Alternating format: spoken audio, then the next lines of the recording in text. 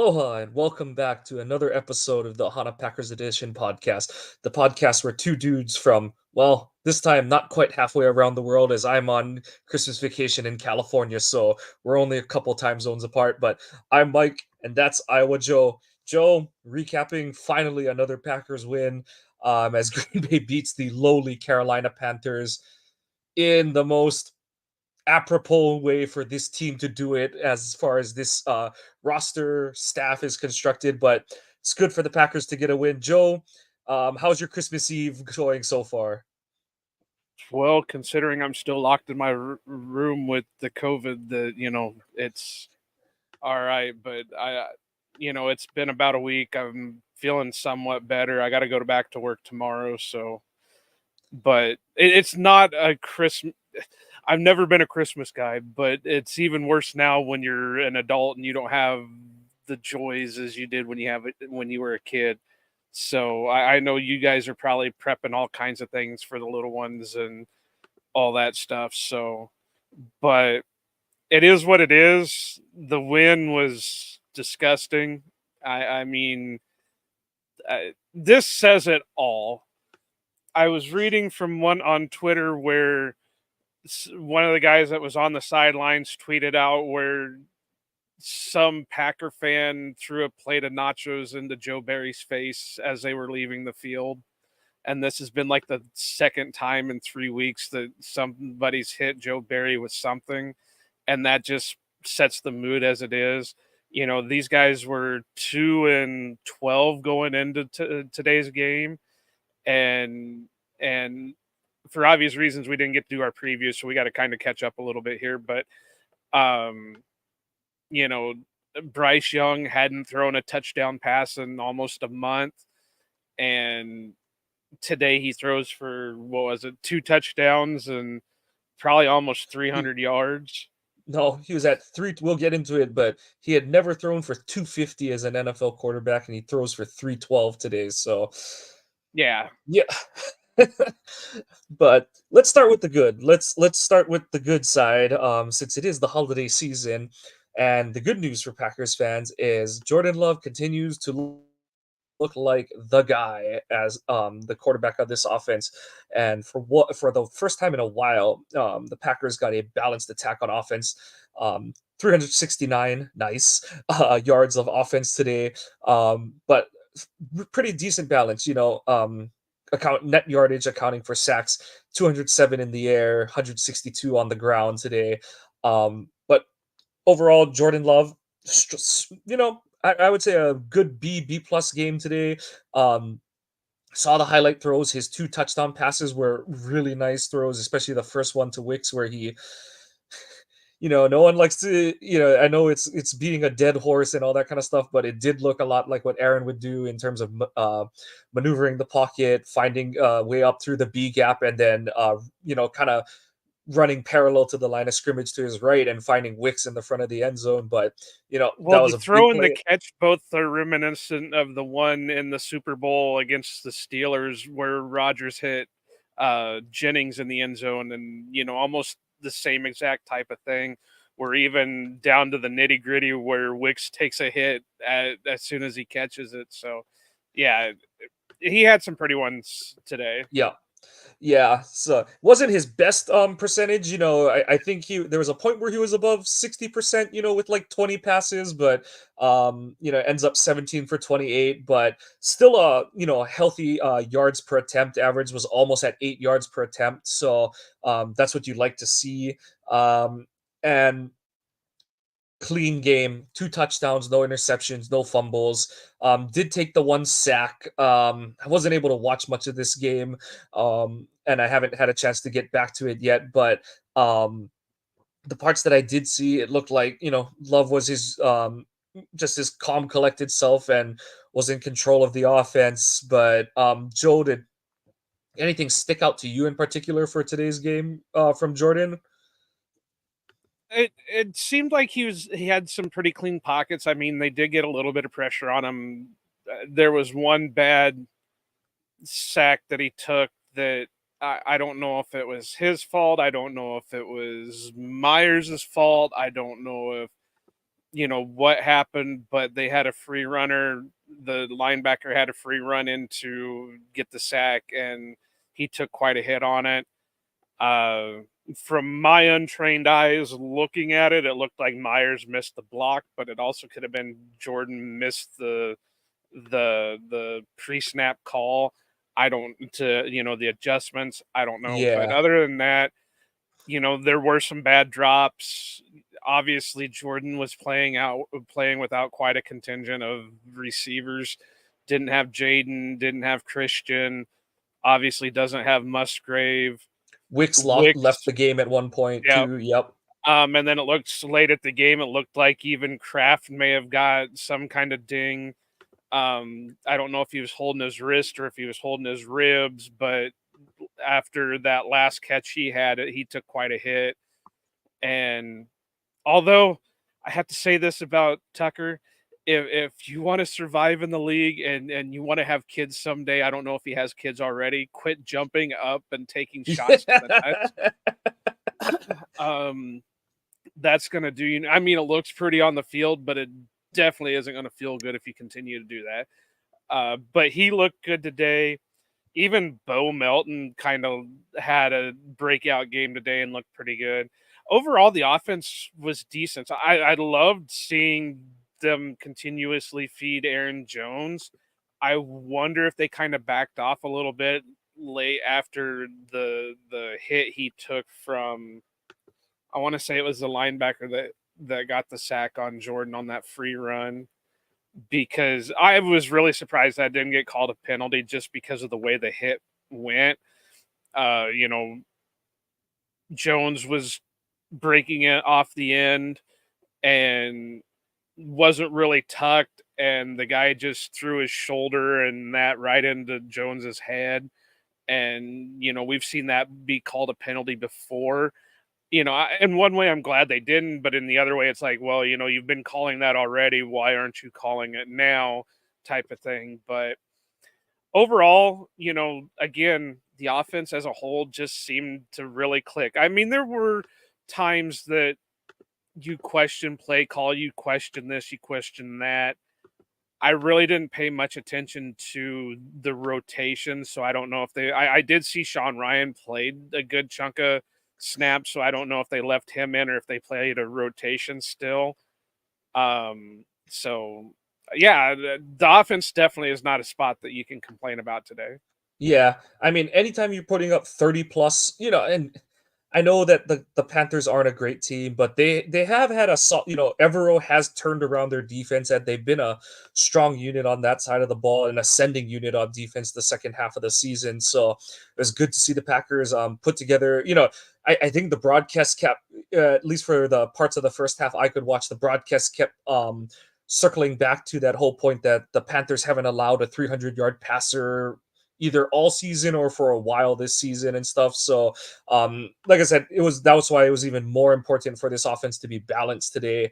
And in kind of like you said, it was good to see them get to that point, because obviously you don't want Jordan taking too many of those kind of blow up hits like that, and those things are going to happen when you're a first time starter.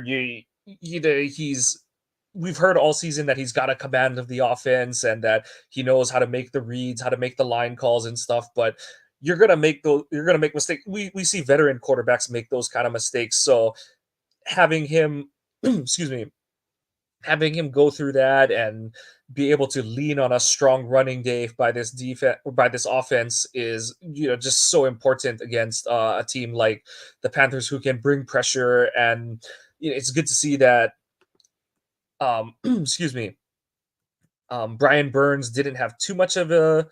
Did he play today? Actually, oh yeah, no, he did play. So no quarterback hits for Brian Burns today, and actually And just very little production period. yeah, just two recorded quarterback hits for the Panthers as a whole. I know that one of them got taken away.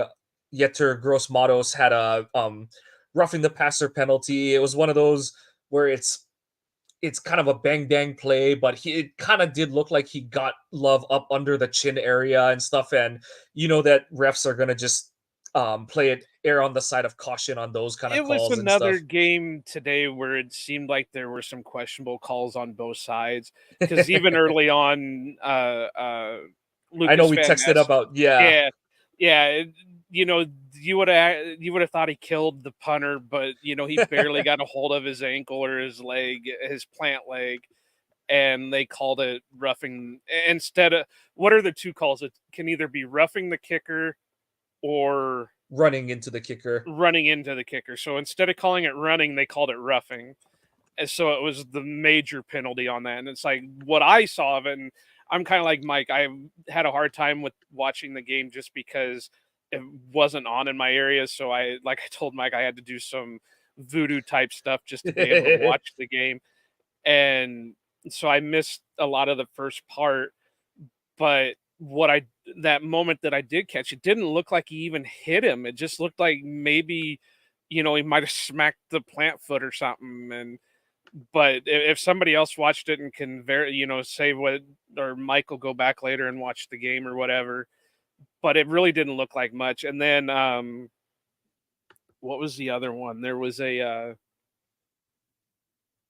think there was a roughing against the Packers that may have been kind of a questionable one also, where he didn't really take a hit, he just got more shoved, and they called it a roughing, which kind of helped them out a lot because they were driving, and it put them in better field position to go for the score. So again, it was one of those games that it went against both sides, so you can't complain about it too much because at least they were being fair on bad calls for both sides, I guess if you want to call it that. Yeah, and from what I'm getting, I from what I'm gathering on Twitter, the Packers didn't even have the worst of the referee roulette today. Anyone who watched parts of that Dallas Dolphins game saw what was, I think, on back-to-back drives, two of the worst roughing the passer penalty calls of the season. And I mean, that's saying it. That's saying a lot because it's been a weird season for personal foul penalties as a whole. But I mean, like kind of like you said, Joe, that's part of the game at this point. So it was good to see the Packers overcome that. But um, we kind of alluded to it. Really nice game from Aaron Jones coming back. People are gonna always comment on his usage and how many carries he get. Not so much how many carries he gets, but and I do agree with the idea that there shouldn't be a drive where he doesn't touch the ball and stuff. But yeah, the things that are working against Jones is he's always kind of been a smaller back.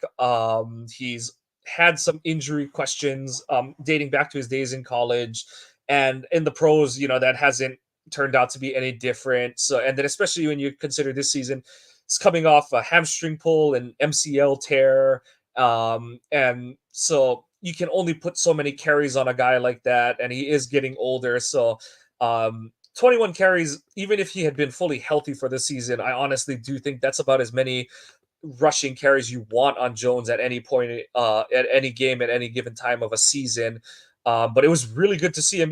Right off the jump, he had some explosive runs on the first Packers series, and it was good to see him carry it out through the rest of the game. And obviously, that's it's not just him. The O line blocked the Panthers front really well, but this whole season, other than week one prior to the hamstring injury, Jones didn't look super explosive this season. You kind of question, you started to get that, dark thoughts in the back of your head. It's like, okay, is it just the hamstring injury? Is it Well, just the MCL? Or is it I getting kind of older and stuff? disagree with you with that one, Mike, because you said early in the season. Well, the only game he The played first early three in the quarters. season was Yeah. was the and I don't know how much more explosive you can get. I think that Bears game and this one has been his highest total yards in. I was trying to look it Yeah. up here real quick. And yeah, Um, what I'm getting at is like, in between these two, you didn't have this data point before today's game. So it does, he's approaching 30, which is the age that most running backs, the wheels, figuratively and literally do tend to fall off. But that's why I thought it was good to see Jones have this kind of a game again. And I know the Panthers aren't the best run defense, but any NFL defense that you can average 6 yards a pop on, I think it's just a good day. So it was. But you know the I'm sure one for thing that Jones, they it was a did well, yeah. the one thing they adjust. They just didn't let it happen, and say, "Oh well, we're going to let them have this."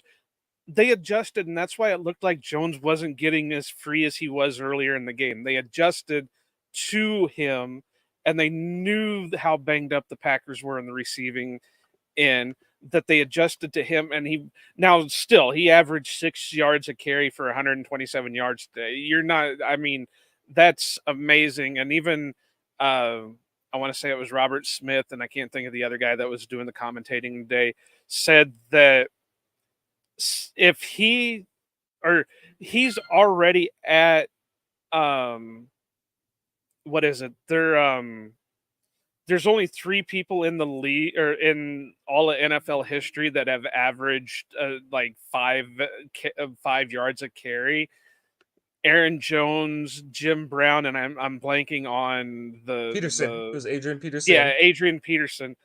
And well, how much better how much better company can you have? One of the best running backs in ever in Jim Brown, another top tier running back. I don't give him best because of the whole child abuse thing for him, but um, still one of the top running backs. And then Aaron Jones. That just shows how good of a player he could be if he, and they said even if he stayed healthy, the sky's the limit for him, which is agreed. When he came out, when the Packers drafted him, I really likened him to a Darren Sproles, where they were going to be a playmaker, but they were going to have to be a gadget type playmaker just to keep him healthy. And you could see that in both their games, where Sproles wasn't really the up the gut type runner. He was more the boundary type guy, or the gadget type guy, or the guy that you threw on special teams to make a play to have a good career. But I think he's still got, I mean, obviously we got to see what happens when he when the season ends, but I think he's still got a good couple years left in him. Yeah, I do too. I think that one of the things that they've got to do this offseason is and Jones has made it so apparent that and clear that he wants to be in Green Bay, that he likes playing for the Packers, he loves being a Packer, and that there is some sort of coming together at the table that he and Goot are going to do this offseason to make sure that he's here, like you said, for at least 2 to 3 more seasons. I know he is technically under contract, but I get the feeling that they're going to do something kind of similar to what they did this offseason, where for all intents and purposes, Jones just gave back money to the team. There's no real way. There wasn't any sort of like the funny money business or anything like that. He just, I think the the fine print mechanism of what he did was he basically gave up some bonus money or something like that. So um I don't I do think he deserves to get paid what he's worth, but and that's where I think that they kind of do one of those sign him to a new extension kind of things and stuff. But I think that what they should be looking at doing for the running back room is making sure Jones is here for at least a couple more seasons. But then that's the whole thing, is like you don't have to look for a Derrick Henry type or a this or that. Just find more Aaron Joneses. I think that's what has been the folly of the You know Packers what we way. need? Hmm. A Jamal Williams type, because that was That's the type of runner you need. One that can do what you want AJ Dillon to do, but also can do what Aaron Jones can yeah. do. And that I understand, and this is ancient history, of course, but I understand not wanting to sign both Aaron Jones and Jamal Williams to major contracts. You hoped you could have, but you knew it wasn't going to happen. They weren't going to sign both of them. It was going to be one or the other. Now, hindsight's kind of 2020 on that with the Aaron Jones injuries or whatever, but they did kind of make the better choice because Aaron Jones is more of the explosive playmaker. But you need that Jamal Williams type to go with an Aaron Jones. Yeah, Dylan has shown the last few weeks that he can do, but it's still all potential with him. I still believe he's gone at the end of the year, and we definitely, please, for the love of Chuck, get rid of fucking Patrick Taylor. That guy is Jag. I can't, and I hate saying about that because I'm a big Packer supporter. I believe we're all Packer family. That's why we named our friggin' podcast what it is. We're a family. Players, fans, coaches, staff, everything. It's a family. But for the love of everything, Patrick Taylor is not good. Now, granted, they shot themselves in the foot that they had to call up. What was it? It was Benny Sapp and Bo Melton, yeah. So they and Bo couldn't had a bring good up game today. Yeah. yeah. So they couldn't bring up Kenyon Drake with him, but so cut Taylor and sign Drake. Works for me because he showed today he just really isn't anything. When they needed him, he couldn't do anything. I think that's the one down spot of this game. Yeah, and LaFleur's usage of Taylor was weird because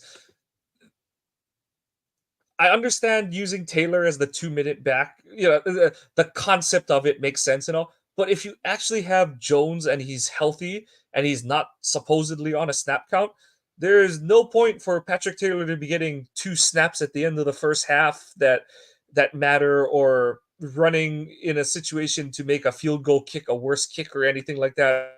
Yeah, you know, every coach has had a big key player, and similar to the next guy we're going to talk about pretty soon, but I don't understand why LaFleur keeps trying to make Patrick Taylor a thing. Like I said, the former player in me can't stand the fact that he blew 2 weeks in a row. He blew get out of bounds in 2-minute drill situations. And he wanted to run out of bounds today on one of the carries. You saw Yeah, him. He could have went straight, and instead he kept cutting towards the sideline.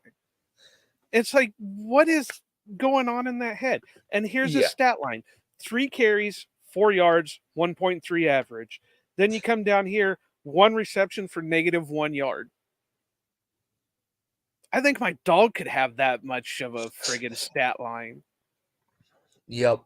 So, yeah, the sooner they get, we saw Well, let me Emmanuel let me Wilson is let me back. take a step back. I'm not calling Patrick Taylor a dog, and I'm not trying to disrespect Taylor in that way, and I'm not disrespecting dogs in any way. So before anybody comes at me on that, that's not what I'm saying. I'm We're just just calling saying it like we see it. Yeah, like right, and there's he's a jag. yeah, there's we talk about it all the time where they churn they churn the bottom of the roster and all that kind of stuff, but um just you got to just get someone better. And Emmanuel Wilson has been elevated, Yeah, not he started elevated, but he's been practicing. designated to return. Maybe he's back, and I wouldn't be keeping Taylor over him at this point because the little bit we've seen of Wilson, just don't let him throw the ball. But the little bit we've seen of Wilson, I'll take what he offers over Taylor at this point. So, It can't be any but worse. That's all I can't gotta be say. any worse. He can't be any worse. Yeah. But more good I news on still offense. Like we kind of highlighted earlier, the O line played well, and the receiving group played well. It was another day where they spread the ball around, not as evenly as they had in certain other weeks, but part of that is due to the fact that Wicks left early. You don't have Watson, you don't have Reed, but you had 3 guys with 4 catches. Between Dobbs, Kraft, and Melton. Wicks probably would have had more if he hadn't hurt his Wicks chest. definitely would have had more. Yeah, Uh-oh, Mike froze. Technical difficulties, people. I'm gonna get elevator music on here at some point and start playing that because that way I don't have to sit here and try to make things up. Do, do, do, do, do, do, do, do, do, do, do, do, do, gets do, no do, do, do. receptions. All But right, Mike. yep, Mike, you got to step back. You froze, fudge. and I How far can't tell back? you where. I can't tell you where because I started humming elevator music until you came back. All right. We're stepping back. So Something about O line played well.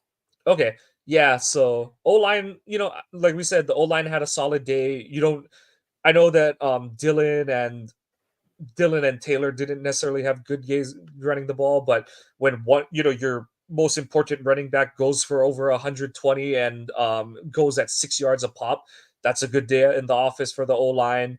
And you only give up two quarterback hits and one sack. That's another good productive day for that group of five. I know that Runyon and Ryan did rotate. I did because I didn't watch yet. I can't tell you if it was a every other series kind of thing, but Wes Hod was on top of it and was on top of the rotation. And I believe I saw a tweet from Wes later on that it was a what's it called, Rasheed Walker only or predominantly mostly game. So I thought from what I saw of the game, I thought he played pretty well today.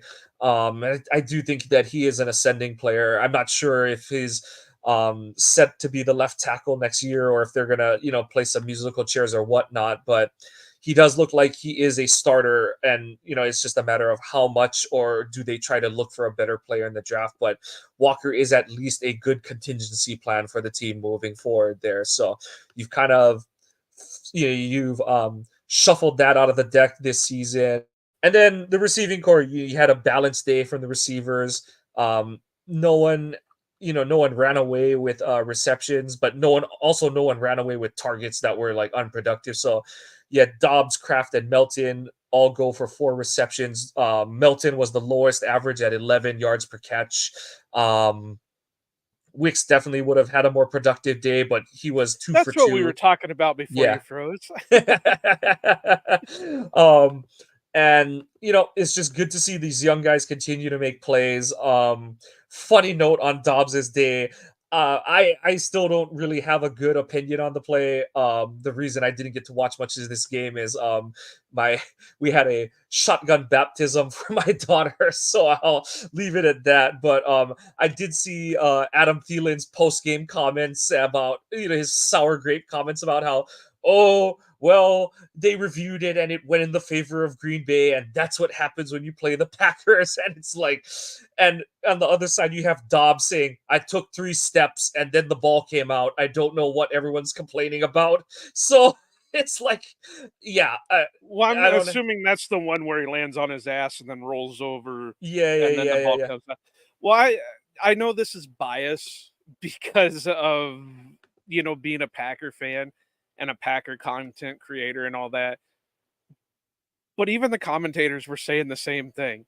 He caught the ball, he secured the catch, he landed on his ass, then he rolled out of bounds, and then the ball came out. That's a completion Yep. because as soon as his ass hits the ground and somebody touches him, he's down. Even if they didn't touch him, the next thing that happens is he hits out of bounds. Yep. So that's a down. And that's the problem that the NFL has created with the whole surviving the ground rule, is like, where does surviving the ground end? And they have in the past ruled like, oh no, that guy is clearly down. That ball was ripped out after he survived the ground and stuff like that. So and from what I've read and the few like clips that I've seen, I was like, that's a cat. Like it's one of those where, okay, as much as everyone's kind of beaten the Des catch no catch to death and stuff like that, what makes that play different than most of these is that play was fluid enough that if you watch it, you're like, oh, did he complete it or not, kind of thing and stuff. And whereas this Dobbs one and a bunch of these other ones where it's like you let them Zapruder film it apart for like minutes on end and stuff, and it's like, okay, wait, he caught it, did something, fell over, scratched his ass, and then fumbled the ball. And it's like, oh, like, yeah, there's a difference between the two. So, like you said, we're both biased in a sense, but to me, There's it bias to it, and it's hard not to be. But yeah, there's it would have I'd now like if to it would say have that went it's one of those Panthers where it's way. it's it's like, yeah, it's a catch, get over it, kind of thing and stuff. I just thought it's funny that it's hilarious that Thielen left the Vikings and still sounds like a sour grapes Viking. And he's like so far past his prime, and he's out there throwing out these stupid comments about, oh, that's what happens when you play the Packers. And I know everyone's like, we're the most penalized team. Like, just chill, bro. But Yeah, no yeah, kidding. But like I I said, think we probably should move on to our but least. it's the I know we've Christmas been spirit, avoiding. and I don't like talking about so negative, but no, we're gonna do it here. Almost ruining Christmas Eve for the Packers and their fans, Joe Barry. As Yeah, we noted yeah, earlier, Bryce Young. This is not the Bryce Young winning the Heisman and potentially winning it back to back with Bama the last 2 years. No, this is Bryce Young in the NFL on one of the worst teams in the league with a bad offensive line, minimal proven weapons. um, like I said, dude hadn't thrown for like forget like he hadn't done it in a while. He hadn't thrown for 250 yards in his career, and all he does is have his best day as a pro by yeah, far yeah. against the 312 for Packers. 2 touchdowns. Yeah, Yeah. and you know Well, I and on top of that, look at what his receivers did. DJ Chark went for 98 yards and 2 touchdowns. Adam Thielen went for 94 yards. Tommy Tremble went for 59 yards. Even Amir Smith Marset, which I'm not going to say horrible things about Hawkeye players, but he definitely is not a great receiver by no means. Had one catch for 18 yards and went for 2 carries for 33 yards, including a touchdown on an end around. I, there's no excuse for this. And look for it sometime this week. I do have an article, and maybe Joey will throw in, and we'll split an article about possible defensive coordinator replacements. But it's time. I'm really surprised that they just don't cut ties now. I know I've said forever that they're not going to do it. They're not going to do it, but it feels like it needs to be and done. and like not even forget like we don't need to go into the on the field stuff. It's the same crap every week. Predictable zone coverages, offenses just like, and that's the thing is like whether it's Barry not even disguising his coverages or just calling the same thing in the same situation so that the opponent knows what's coming for him and how to exploit it. It's the same shit, different day. Barry is the walking embodiment of that phrase. But what my problem with this whole situation is now is LaFleur's post game comments today, where he kind of alluded to, no, like I'm not ready to go there. He kind of again doubled down on the whole not ready to have that discussion yet. Honestly, it was disappointing that the defense let up, after we had gone up 30-16. It was disappointing to see the defense let up the scores and stuff. And it's like, okay, yes, guys need to play better, but how can you definitively say that it is purely on the players when your defensive coordinator is such an open book that forget open book exams, the answers are just on the test next to the exam? Like, that's how bad Barry's been as a coordinator. And I tweeted after the game, I was like, the way he called the fourth quarter of this game, it honestly felt like one of those, yeah, fire me, let me see if you have the balls to do it kind of things, because I have no idea what to describe Barry's game planning and play calling at this point. Like, it just All right. defies my logic at this So I point. have 2 points. My first one I'm going to make is not necessarily just a Packer thing, but it's an overall. I think they just need to stop doing coach press conferences because you never get anything worthwhile out of them. It's always coach cliche. It's always coach talk. I mean, yeah, randomly you'll get a coach going in there all pissed off and will say some shit or whatever, but it don't happen very often. So let's just stop with the circus. Stop. I know the reporters want their sound bites and stuff like that, but I I I hate to say it like this because I love writing and I was a journalism student, and Wes Hod is a really great writer, and we've got some really great beat writers on this team or on the Packers team, but that's why journalism is going downhill. because all these fake press conferences where the coaches just give it up and give a bunch of coach speak and a bunch of generic terms and cliches and stuff like that, it just makes for the same content over and over and over again. And maybe they should start finding a coach for every cliche that he makes in a 20-minute press conference or something. But you're never going to get answers out of it, because in the way they do things, you're never going to have LaFleur go out there and say, "Yeah, he's shit canned. He's gone tomorrow." It never happens.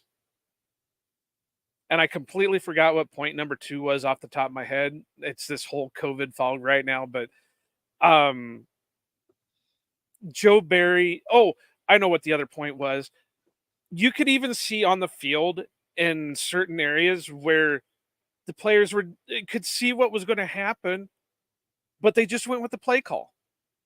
There was one of the catches where it was either Thielen or it was Trimble got wide open over the middle. Jair followed him out, on his zone route, and then passed off to the safety. Well, the safety's trying to cover over here in his zone. And you could see Jair just see the guy and he just stayed in his zone. I mean, I know he's a playmaker. I know he could make the play, but he's following the scheme. He's following his job. He's following where the coach tells him to go. And you saw that too often today where they were just, you could see that their eyes were following where the play was going to, but they weren't moving over to make the play because that's not because part we're of the. getting called out for not following the call afterward. Like, Yeah. uh, and that's the part that I was kind of alluding to, where I'm like, LaFleur is letting this become a problem that I don't know if he's going to be able to fix. Like, yeah, I tweeted after the game, and it's gotten, it's mostly gotten quote unquote praise and likes and stuff like that. But there's been some pushback. It's like, how can you say that that's what's definitely happening? I said, look at Jair's comments after the game, and I know some people are gonna say like, oh, you can't take Jair's comments at face value because he's a disgruntled star and he's faking an injury and blah blah blah. But I'm like, Schneidman tweeted it. Schneidman's tweet is like, is it worrisome that you gave up 30 points to a 2-win team?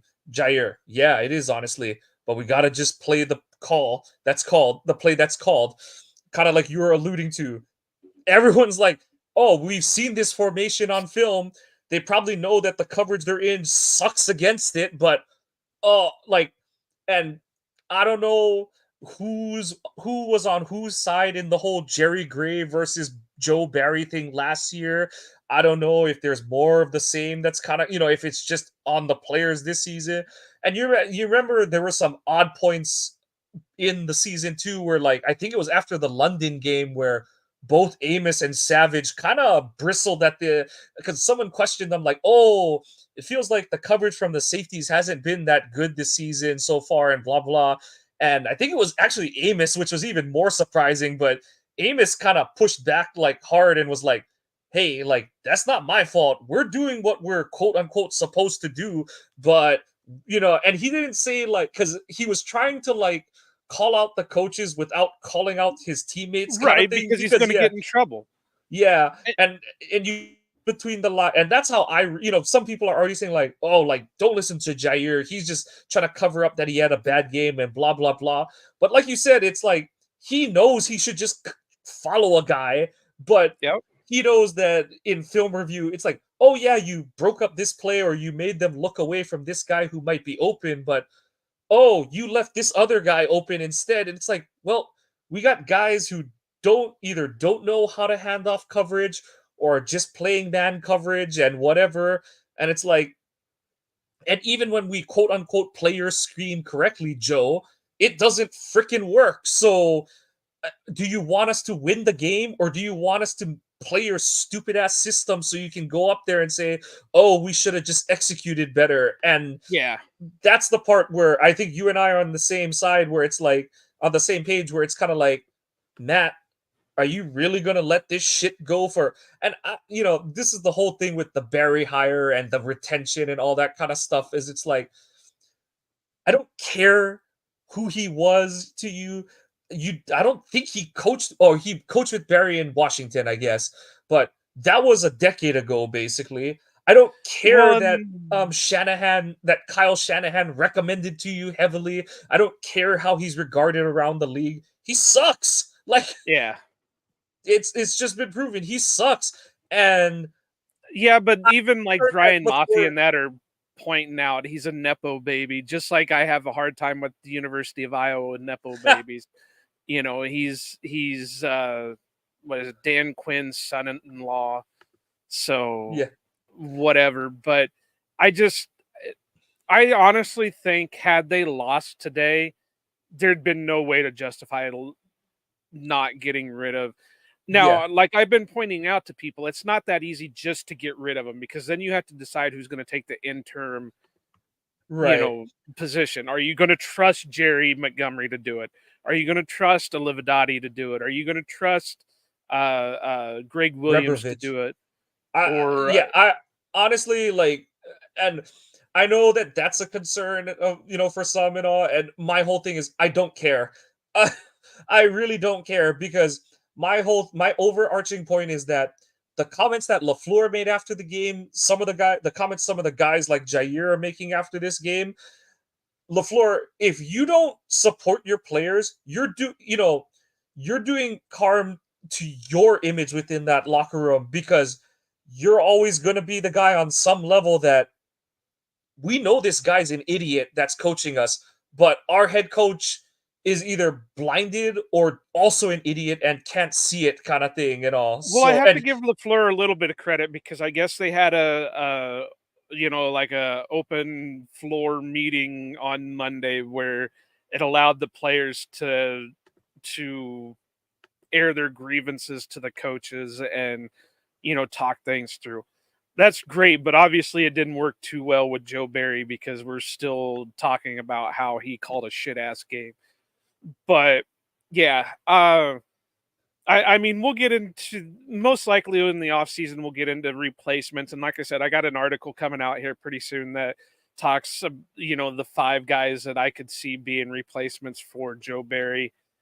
But I I know we didn't want to talk about this today, but that's just it's honestly the big overarching thing from this game because I mean, like I said, you just could talk about so many things. The love playing another good game, the Packers making good on, this was a very similar situation to how week 2 played out where they go up double digit points, they go up 2 scores to open the fourth quarter and then they give it away. The offense goes cold, the defense gets stuck on the field for too long, your young offense goes cold, whether it's being over conservative or missing, opportunities because you've been off the field for 20 plus minutes of real time at for as long as the Panthers are on the field.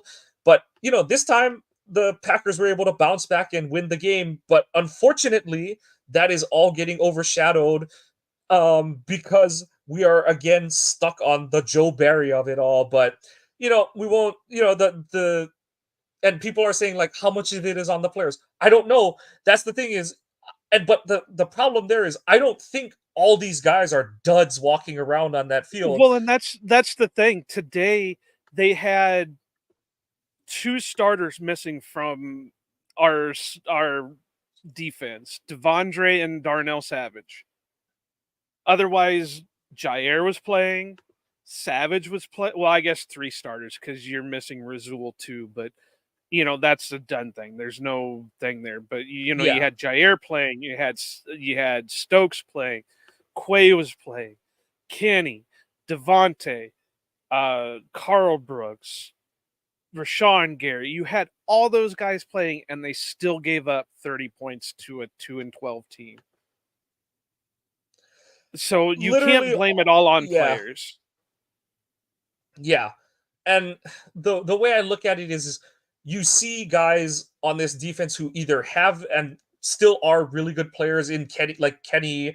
I do think Ja is still one of those when he is healthy. and is used in a way that maximizes the kind of player he is. I think Rashawn is that guy when, he's, and the play around him is better. And I think they have good core guys in like Preston. TJ Slayton has taken a step forward this season. I think Quay is getting there. He's had an up and down season, but a lot of that I think is attributed to the injuries he's dealt with. We almost had last year Quay happen today. I read about that, but I Yeah, reserved judgment until I saw it. he hit a guy. I mean, it was splitting hairs. They could have called it. They could have not called it. They obviously didn't call it, but I mean, it was close. And but I have to give them credit. The players have fight. I laughed my ass off because I saw uh, when they had that fight towards the end of the game. Even Anthony Johnson Jr. was like he he looked at I can't remember who it was. But he looked at him and called him bitch like 3 different times, and you could read his lips saying bitch. And uh and he looked good today for the most part. I mean, yeah, he was out of it for a little bit, but again, that I got to put that on play call more than anything. Another thing I want to touch on, and then we got to end this because I can't continue to sit here and talk about Joe Barry's shit ass defense. But with I saw some, and I stayed off Twitter for the most part when the game was going on because I just knew what kind of mess it was going to be. But I kept seeing people talk about how Jair was getting burnt. Jair was getting burnt. Jair really wasn't getting burnt. He was playing zone and he let his guy go because that's the zone defense. Yeah, we'll do some like we'll try to do some video breakdowns in the off season, and especially depending on who becomes the new defensive coordinator, because like you said, there's and you know it because your college team is one of the best cover two teams across all levels of football. So you understand what you're looking at when it's time to hand off a route and stuff. And I know that's the joke with the Packers is that's the hallmark Packers secondary. The silhouette of a Packers secondary player is they're running with their hands up like that, going, "What are you doing?" But there's a lot of disconnect between where the corners and the safeties are supposed to hand off routes, and you see it all the time. And it'd be one thing if it was one guy doing it every time, if it was one, but we went from Jerry Gray to Greg Williams. We've shuffled through so many corners and safeties in the secondary this season. There's one constant, and his initials are JB. And like you said, we're gonna put a pin in it because we'll dance on these ashes at some point. But the literal only thing I want to see accomplished by this defense in the next 2 games is I want Rashawn to get one more sack so he can get the stupid double-digit sack monkey off his back.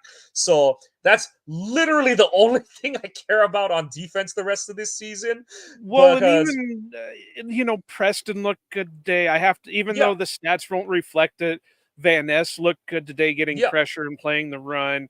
Inagbare Uh, had that really nice play on 4th down, and I thought he had a yeah, couple other good plays. So th- uh, that's the uh, only casualty I can see of this defensive staff is Rebrovich, and that's why if they do move on from Barry, I would let Rebrovich call the defense because I would just say, Rebrovich, you can do whatever the fuck you want with your outside linebackers. Let's see what you can cook up because his position group is the group that I think has over the last couple of seasons seen the best improvement on a game to game basis. So, well, and you know yeah, what the sad thing is? As much as it seems like they're not, the secondary has been one of the best groups of the season of this defense for the season. I do. You're right, and I do think Williams's influence has made a big difference. You look what he's playing with. He's playing with spam this season. He's playing with a lot of spare parts. Of what And he's made them look good. yeah, and not just but within Barry's stupid ass schemes. So between the two of them, like I said, I wouldn't care. And people are like, who do you give it to? I don't care. It's the same thing as the like. You can't move on from Mike McCarthy because who are you going to get that's better? You can't be afraid of that at this point and stuff. Like at this, and like I said, you just gotta move on because all you're doing is creating bad blood in that locker room at this point. But from the part of the part of this roster that made this game way dumber than it needed to be, back to a bright spot, the special teams. And I thought the special teams had a solid day. Yes, I know they had some penalties, but like we said, the roughing the kicker, it probably was more at most running into the kicker. But I kind of saw some clips of it while you were going on your rant about Barry. It looked like a soccer ole kind of thing more than anything else. That's what I But mean. It looked like Lucas was just trying to shine his shoes more than it was anything yeah. else.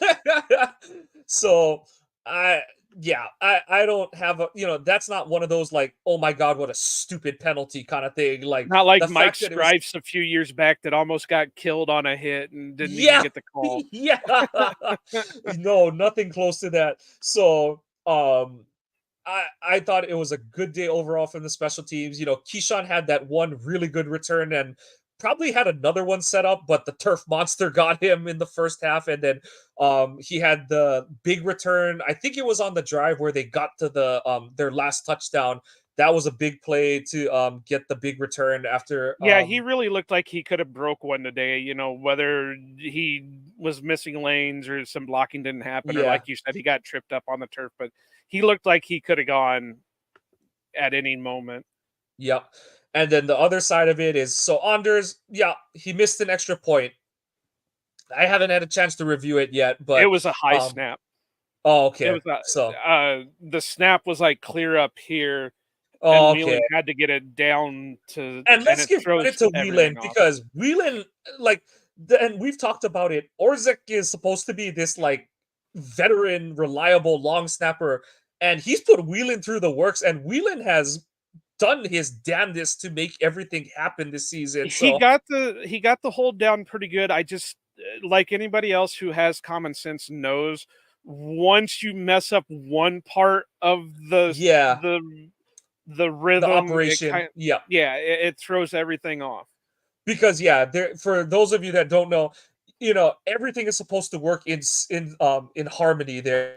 As the snap is coming back, the kicker is starting to make his approach to the ball, even though it's not there yet and stuff. So once you see that's like as the kicker, you're looking at it and you're seeing your holder have to reach behind his head or something, and you're like, do I slow down, do I keep going, because Yeah. you can't get there too early and the ball ain't ready for you kind of thing. So you've seen some, I think Crosby had one time where he literally stopped and then ran through and kicked the ball, and luckily it wasn't a long field goal or anything. But Yeah. the so Anders missed the PAT. Okay, he then goes on to make, what is it? I think that was after they went up. That was to go up what should have been 14-3.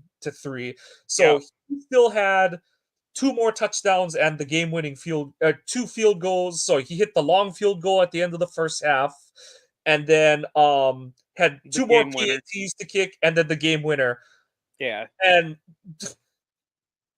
those are the kicks that matter. Yes, I know that the PAT on the second touchdown matters, but for all the things that all Packers fans were worried about for Anders going into this season, him bouncing back, and I know it helps that it quote unquote wasn't his mistake that led to the missed PAT necessarily, but you know, it People are goes going to be on him because he's the one that missed it. They don't pay right, attention to the rest of it. And I'm not calling people stupid or anything, but a lot of people don't understand what you were just explaining. There's a whole mechanism there that has to go through for it to be successful. It's not like you can just go out there and kick the ball. right. You've got to As much have a as perfect much as snap. You have to. yeah, Well, I was just gonna say you got to have a perfect snap, perfect hold, perfect kick. yeah. As much as everyone does, even Wes and Matt Schneidman did it for fun, for jokes, for shits and giggles. They did the like Schneidman can kick a 38-yard field goal kind of thing. It's like, okay, but and all the people that are like on YouTube, like, look at sign me up NFL and stuff. It's like there's no rush. You're taking 42 steps to get to the ball, and the ball is there for it's on a tee kind of thing. It's not in There's no motion. weather to contend with. Yeah, There's no exactly. crowd But noise. getting back to Anders, those misses that happen within a game, those are the things we were worried about where Is he gonna over, is he gonna get paralysis by analysis? Is he gonna over sweat the next one? No, he goes out and he makes the next four kicks that his team needs him to make on the day. Or sorry, yeah, one, two touchdowns and yeah, four kicks. So yeah, I mean, great game from him today. And like you and I were kind of talking about when we had Robin on last Sunday, I'm really happy with what we've seen from Anders. I think it's worked out way better than any one of us had, could have hoped for, given the scouting profile he had coming into the season, out of the draft and into the preseason. All of the negative stuff we heard during the preseason, I think Bisaccia has done yeoman's work to get him to be a, above average to solid NFL kicker as a rookie.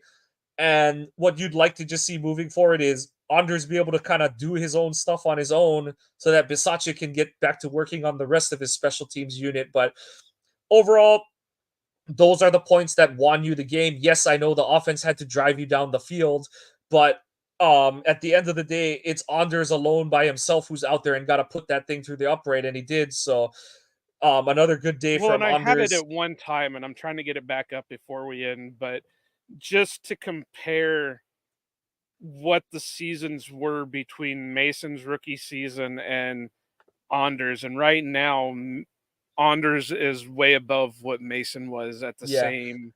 I want to say Mason ended up at like 78 or something percent as a rookie. Um, and that's the thing is like everyone looks at Mason's career with the full hindsight 2020 of his like whole Packer career, but within his rookie season, you had the game in against Washington where it was that like it was in the like it was monsoon raining at Lambeau. Favre couldn't like he kept trying to throw deep balls and he kept getting intercepted. I think Mason missed like two or three field goals that day and stuff. And you haven't had that kind of game from on as bad of like I said, as bad of a reputation as Anders had coming into as a draft pick and coming into the season after the training camp that he had. He's been pretty reliable for a rookie kicker. So Okay, so here's what we got. So far, obviously, there's 2 games left in the season, so it's kind of skewed that a little bit that way. But field goals made, Anders is at 22, Mason was at 31. Attempted, Anders is at 27, Mason was at 39. Percentage, Anders is at 81.5, Mason was at 79.5. Anders has a 52 yarder for a long, Mason had a 53. Extra points, Anders is at 26, Mason's is at 48, and Mason was at a 100%, whereas Anders is at an 89%. But if I remember right, 2007 was before they moved yeah, the yeah. extra point back. So yeah, you just got to throw out the PAT stuff at that point because it's forget apples and oranges. It's apples and lettuce, and like Yeah. they're not even the same thing anywhere close to the same thing. So yeah, just looking at the pure field goal kicking, Anders has been good. Like it's been a good season. So you just hope to see, just like not much different from Jordan. You just hope to see him trend upward in the as the next season comes along. But I've got And I nothing hate but sounding good like things to a say. I hate sounding like a broken record, but at least he's not making continuous mistakes. Yep, He's not letting that one miss get in his head and then he goes on and miss another 3 or 4. yep. And And you look and at to go back to it, the Carolinas kicker missed 2 extra points. and Piniero's been around the block a few times, so yeah, it's one of those that people are gonna bellyache over it for the sake of doing it because they need to be right about their preconceived notions about who Anders is and stuff. So I don't mind it. It's whatever. I just care that he's doing his thing and kicking well for the Packers overall. So love to see what he's done, but like I said, we don't need to beat the dead horse anymore on the defense. It was just good that the Packers were rewarded with a win where 2/3 of, two of the three phases of the game played well today. So that's what you kind of hope for, as a team you hope for. And honestly, I like we said, we're gonna just kind of be saying the same thing. It's just what are they gonna say in the post game? That's the only difference in terms of what the defense did on a given day, or did they have stupid turnover luck to paper mache over the holes that they have within their scheme and stuff like that. But Joe, who's your MVP for today? That was kind of hard because there's not really a. I would have to go maybe Aaron Jones, just go stat wise and how he was looking pretty good. Because overall, it wasn't like a great game by the offense, but it was a steady, nice game from the offense. And of course, there's not really going to be on the defense that I can give MVP to. Maybe Preston, because he did come up with 1.5 sacks, but that's about it. But I'll have to go with Aaron Jones.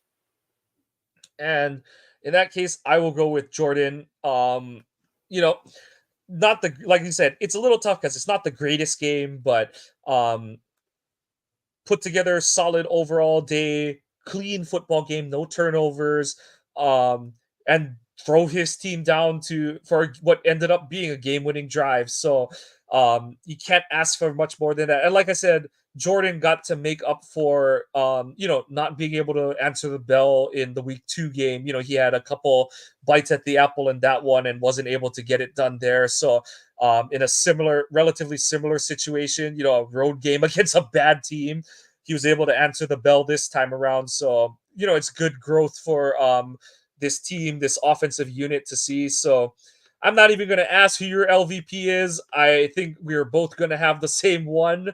And we talked for a half hour on that. His initials are JB, and we are going to leave it at that. But Joe, um, forget the usual outro. I just want to. I wish you were feeling better and that you were fully healthy. But just want to wish you a Merry Christmas, buddy. Had a lot of fun this season with you so far. I know we have 2 more weeks to go, but just gotta reach out and say Merry Christmas to you, my co-host Joe. Hope that the weather in Iowa is good, not too wild this week. But just want to say Merry Christmas, buddy. Yeah, and I hope you guys have a happy Christmas over there. I know you're rushing around because of your what you've been calling your shotgun baptism of your daughter and all that, but hopefully you guys will be able to calm down and have a good day tomorrow. And we kind of want to have a happy Christmas or wish a happy Christmas for everybody out there and a happy Hanukkah and all that fun stuff out there for the peoples. Uh, all 2 or 3 of you, or however many's out there, or whatever. But Yep. it is what it is. Yep. So, like Joe said, we wish you all a Merry Christmas and a safe and happy holidays. We thank you for tuning in to this episode of the Ohana Packers Edition podcast. Please give us a follow on Twitter. I'm at Kawana Mike. Joe is at Iowa_Joe86. The podcast is at Ohana_Packers. Please visit our website, ohanapackers.org. We have blog post. Joey Van Zummeren has started to write for us again. Joe is posting. If it hasn't gone up by the time this pod is out, it will be coming out this week. I will finally have time again to write for the site, so I will have a couple articles hopefully coming out this week.